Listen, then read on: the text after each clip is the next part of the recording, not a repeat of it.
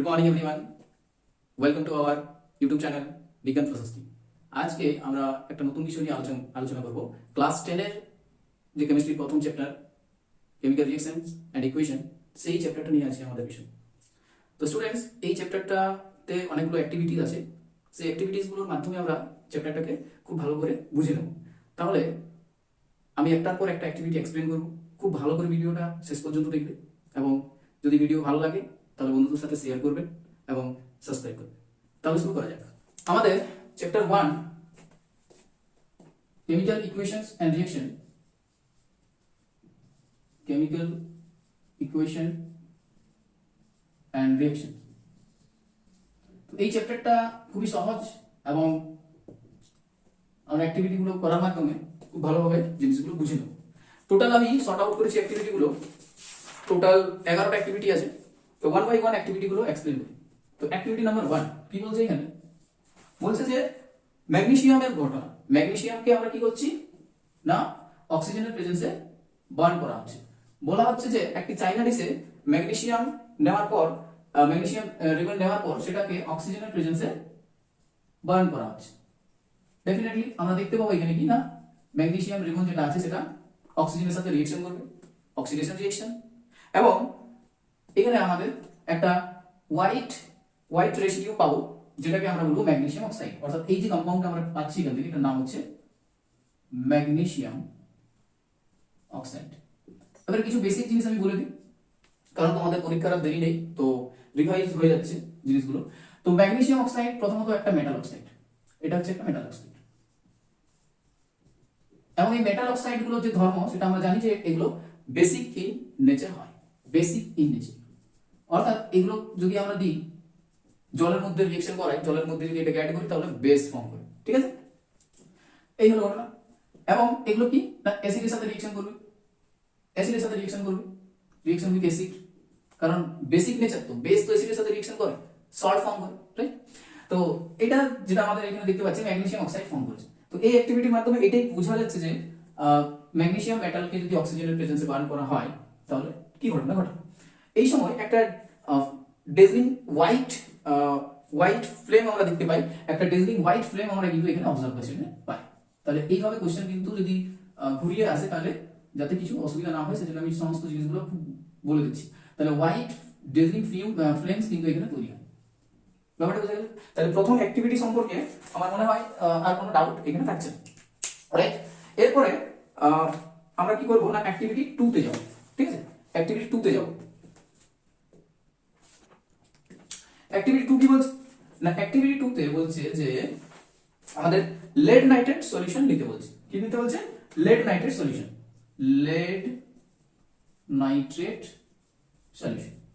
এই lead nitrate সলিউশনের সাথে আমাদের কি নিতে বলছে? যে পটাশিয়াম আয়োডাইড সলিউশন অ্যাড করো, অর্থাৎ Ki সলিউশন আমাদেরকে এখানে অ্যাড করতে হচ্ছে। তাহলে এই দুটো কেমিক্যালকে যখন আমরা অ্যাড করব তাহলে কি ঘটনা ঘটবে? লেড নাইট্রেটের আমরা ফর্মুলা লিখে নিই না। লেড নাইট্রেট হচ্ছে PbNO3 প্লাস তো Ki আছে। এবারে এই দুজনের মধ্যে কি রিঅ্যাকশন হবে সেটা আমরা একটু সহজভাবে বুঝে নিই।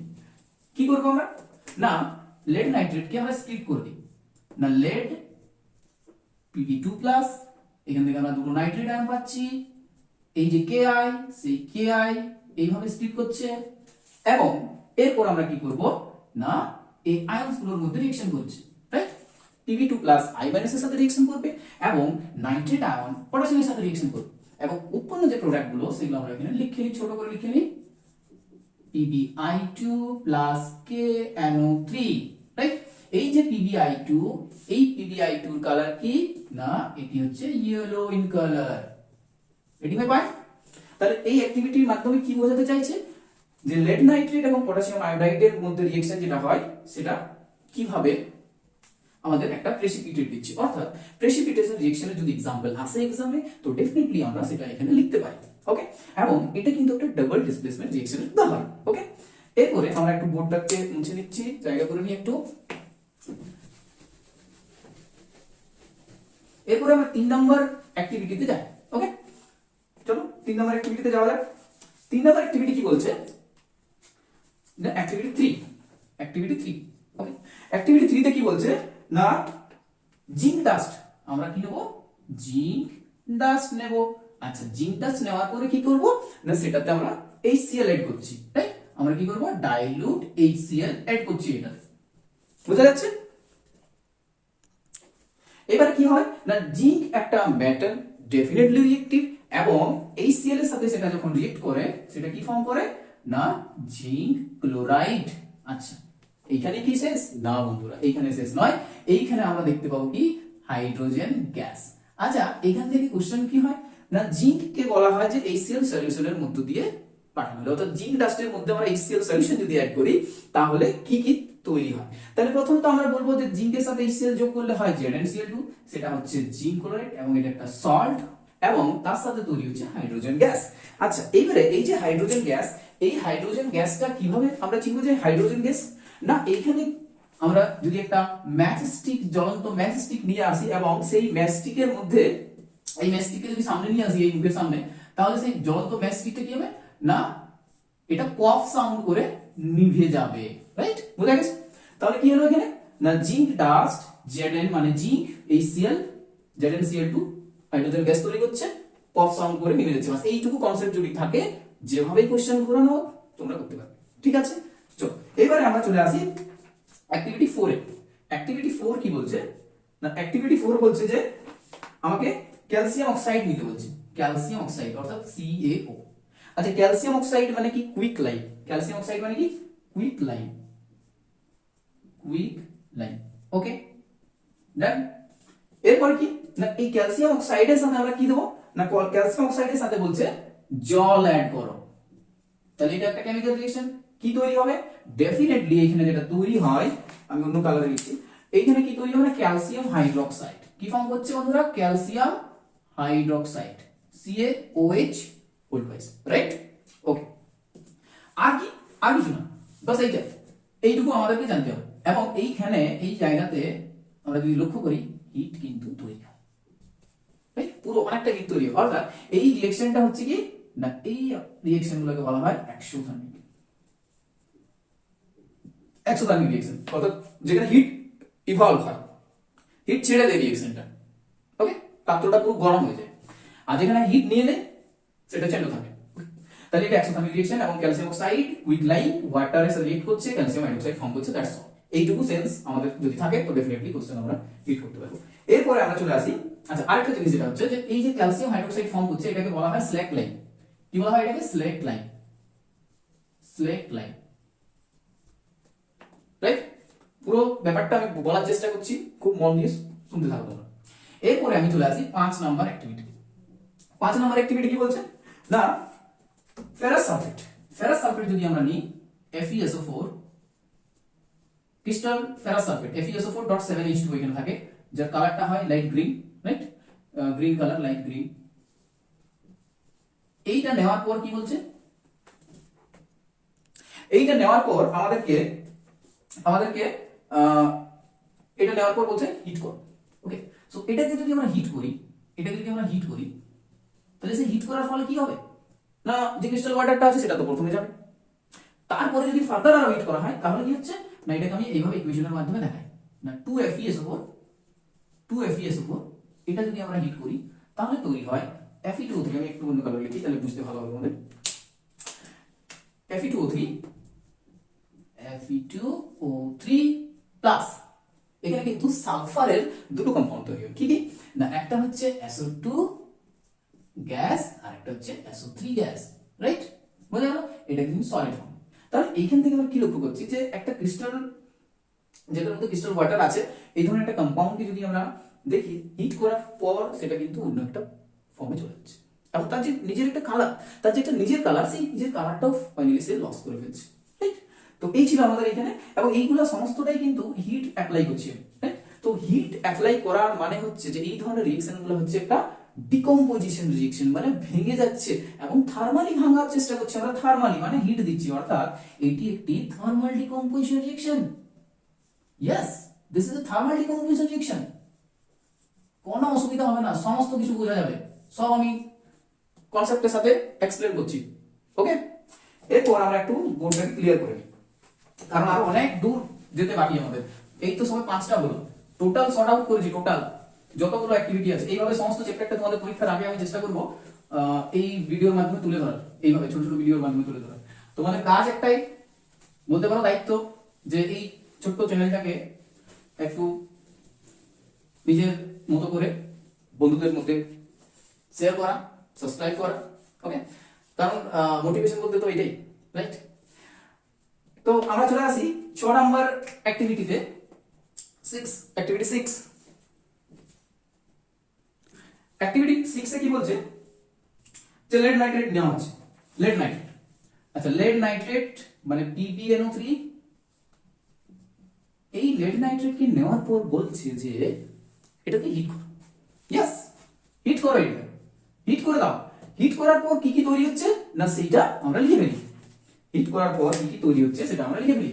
তো এটা একটা খুবই পরিচিত রিঅ্যাকশন, এবং এই যে হিট করার পর যে প্রোডাক্টগুলো তৈরি হয় সেটা হচ্ছে lead oxide plus NO2 plus O2।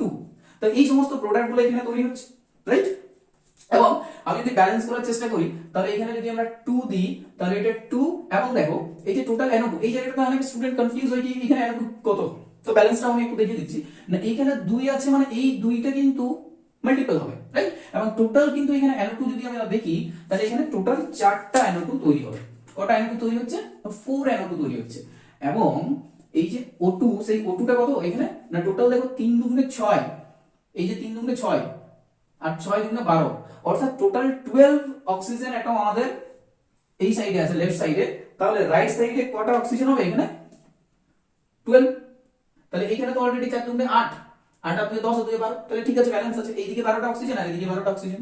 এইভাবে পরীক্ষার সময় আমাদের দেখে নেবো যে লেফট সাইডে যতগুলো অ্যাটম আছে রাইট সাইডে অ্যাটম আছে সমান করে দেবো, তাহলে একটা ব্যালেন্স ইকুয়েশন হয়ে যায়, ওকে?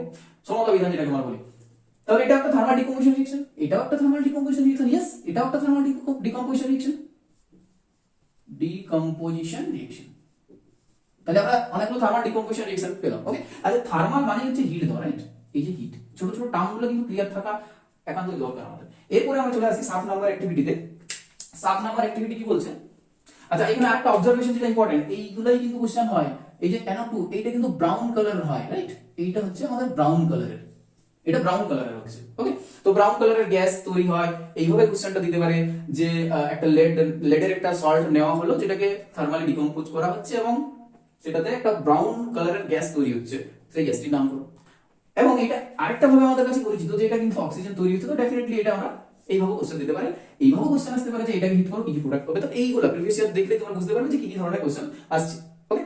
এরপর চলে আসি আমরা 7 নম্বর অ্যাক্টিভিটিতে চলে আসি। কি বলছে 7 নম্বর দেখে নি না, এখানে আমি একটা ড্রয়িং করছি। এইভাবে ধরে নাও তোমাদের কাছে একটা এইভাবে একটা মগ আছে, রাইট? এইভাবে একটা মগ আছে, এইভাবে একটা মগ আমি ড্র করছি। ড্রয়িং এ অত আমি একদমই কাঁচা। তো এইভাবে একটা মগ আছে, এই মগটাতে আমরা এই দুটো জায়গাতে হোল করছি। হোল করার পর এখানে দুটো এইভাবে কার্বন রড, গ্রাফাইট রড নিচ্ছি, এবং এই গ্রাফাইট রডটাকে আমরা কি করছি ব্যাটারির সাথে কানেক্ট করছি, ওকে? এখানে একটা ব্যাটারি আছে, এটা ধরে নেওয়া যায় প্লাস, এটা মাইনাস। তো এইগুলো হচ্ছে আমাদের ইলেকট্রোড, এইগুলো হচ্ছে ইলেকট্রোড। ধরে নেওয়া যায় এটা মাইনাস আছে, তো মাইনাস মানে কি না, মাইনাস মানে হচ্ছে ক্যাথোড, মাইনাস মানে ক্যাথোড, ওকে? আমি ইলেকট্রোলাইসিসটা বোঝানোর চেষ্টা করছি, খুব ভালো করে দেখো। আর এইটা যেটা আছে সেটা হচ্ছে অ্যানোড। ইলেকট্রোলাইটিক সলিউশন কি থাকছে এখানে না, আমাদের প্রথমত জল নিচ্ছি, এখানে জলের সাথে কিছুটা আমরা H+ নেব, ওকে? H2।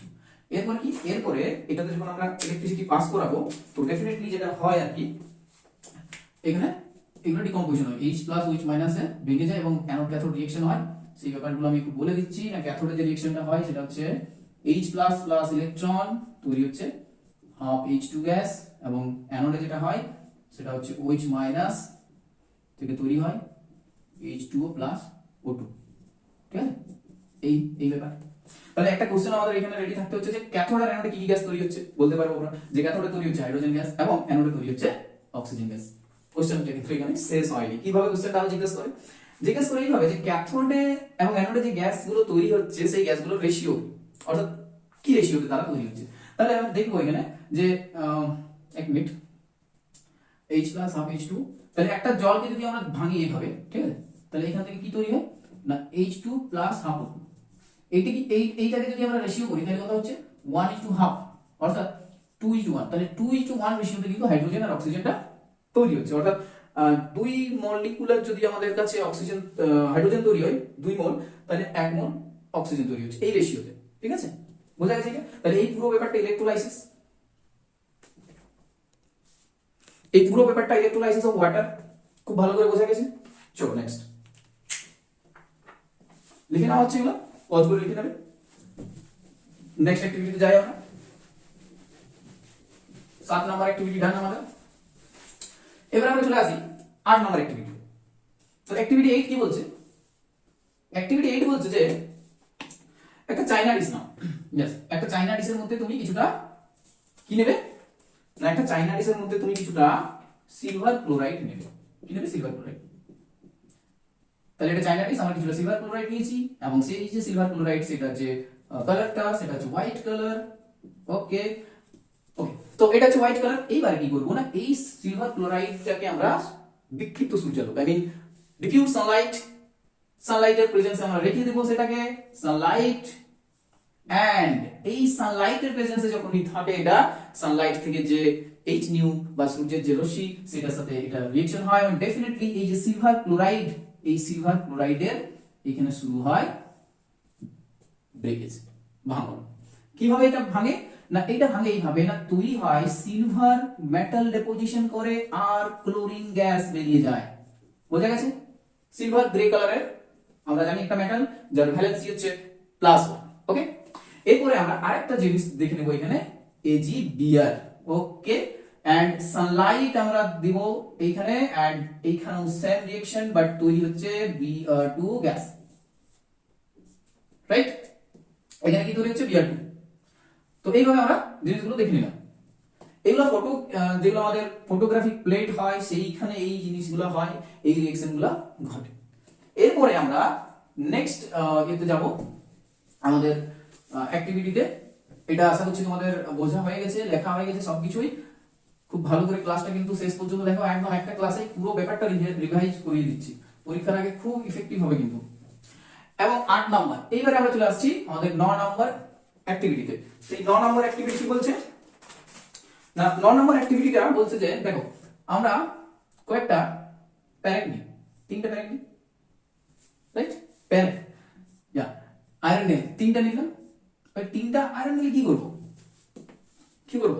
ড্রিল করব? নো নো নো, ড্রিল করছি না। আমরা কি করব, আমার দুটো টেস্ট টিউব নিচ্ছি। আমার এই দুটো টেস্ট টিউব নেওয়ার পর এই টেস্ট টিউব দুটোতে আমরা কি করছি, এই টেস্ট টিউবটাতে আমরা কি নেব না, এই টেস্ট টিউবটাতে আমরা নেব কপার সালফেট।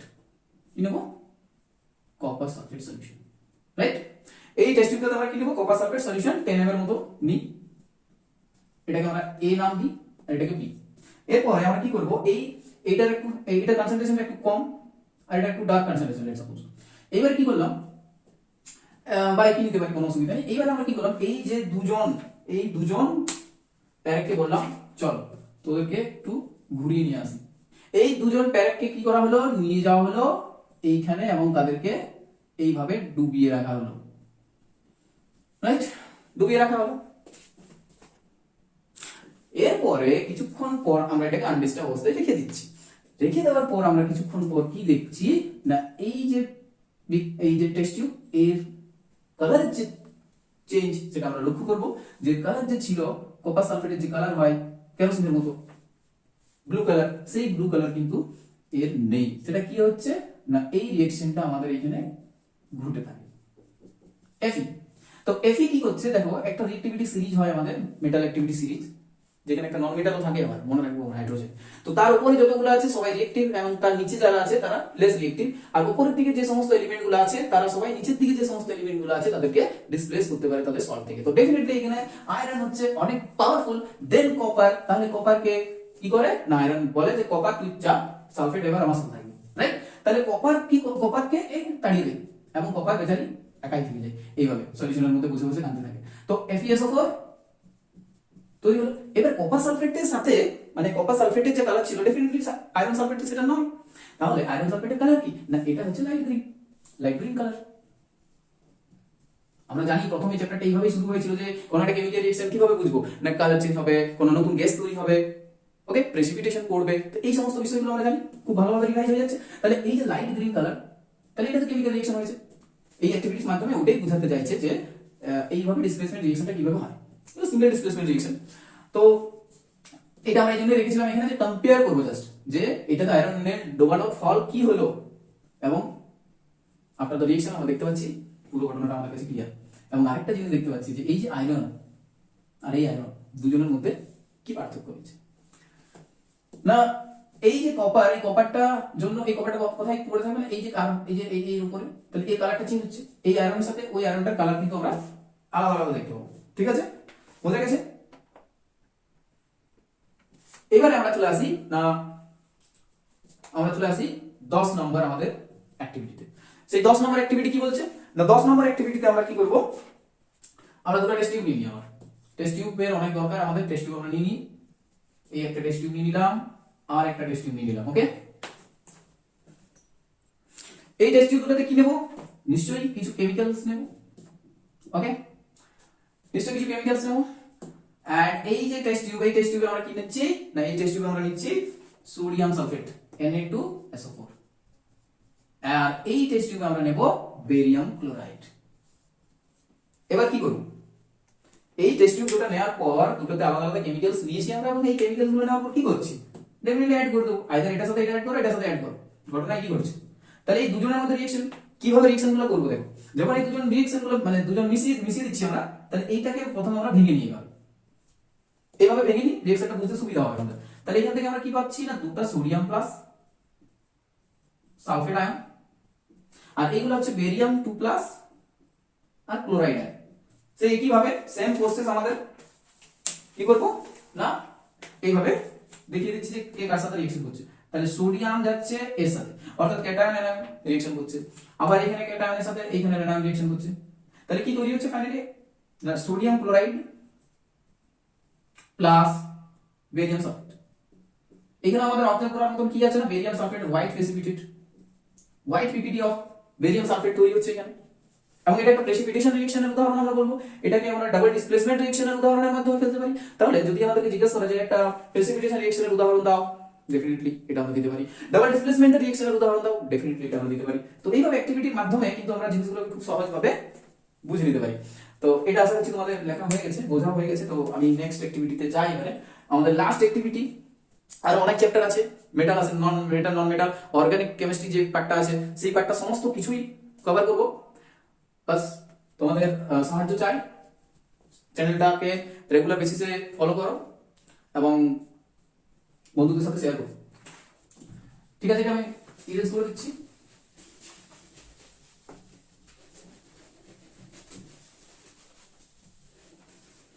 এরপরে আমাদের লাস্ট অ্যাক্টিভিটি যেটা, সেটা কি, সেই লাস্ট অ্যাক্টিভিটিতে আমি কিছু ইম্পর্টেন্ট কথা বলছি না। এখানে কি নেওয়া হচ্ছে না, এখানে আমরা কপার নিচ্ছি, রাইট?